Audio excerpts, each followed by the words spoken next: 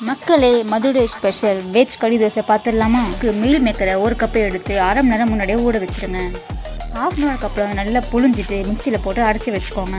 பாருங்கள் ஃப்ரெண்ட்ஸ், நம்ம அரைச்சாச்சு. இப்போ வந்து ஒரு பேனில் 4 ஸ்பூன் ஆயில் ஆட் பண்ணிக்கோங்க. சோம்பு, சீரகம், இஞ்சி பூண்டு பேஸ்ட் எல்லாம் ஒரு ஸ்பூன் போட்டுக்கோங்க. 2 வெங்காயம், 3 தக்காளி ஃபைனாக கட் பண்ணி போட்டுக்கோங்க.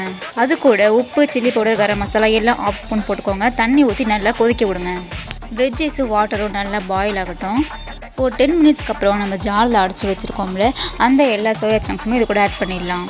இந்த சோயா சங்க்ஸில் நிறைய ப்ரோட்டீன் இருக்குங்க.